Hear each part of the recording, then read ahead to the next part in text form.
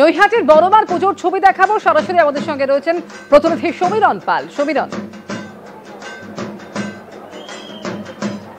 অমৃতা, আমরা এই মুহূর্তে রয়েছি নৈহাটি বড়মার পুজো মণ্ডপের সামনে। ক্যামেরা বিশ্বজিৎ শাহ তোমাকে দেখাচ্ছে যে কি শেষ মুহূর্তের প্রস্তুতি চলছে, আর কিছুক্ষণের মধ্যে পুজো শুরুর প্রক্রিয়া শুরু হবে এবং দর্শনার্থীদের ঢল, অর্থাৎ সকাল থেকে এই মণ্ডপে পুজো দেওয়ার জন্য দর্শনার্থীদের ঢল। দণ্ডি কেটে গঙ্গা থেকে কেউ আসছেন, কেউ দূর দূরান্ত থেকে আসছেন এবং 3 থেকে 4টি কাউন্টার খোলা হয়েছে। পুণ্যার্থীদের পুজো নেওয়া হচ্ছে, অনলাইনেও পুজো নেওয়া হচ্ছে।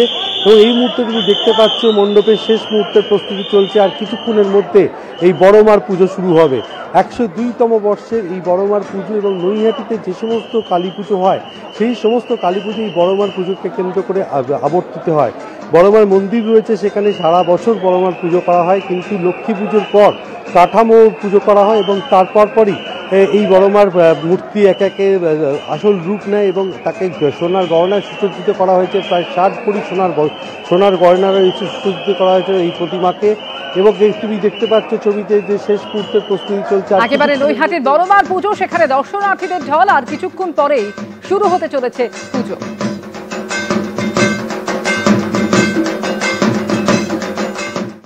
পূর্ব মেদিনীপুরের অন্যতম প্রাচীন এগরার আদি বাসাবাড়ির কালী পুজো। এগরা পুরসভার 10 নম্বর ওয়ার্ডের আকলাবাদ এলাকায় এই পুজোর প্রবর্তন করেন পিংলার গোবর্ধনপুর গ্রামের জমিদার রামগোবিন্দ বসু। সেই জমিদারি নেই, কিন্তু প্রায় 300 বছর ধরে আজও আচার নিষ্ঠার সঙ্গে চলে আসছে এই পুজো।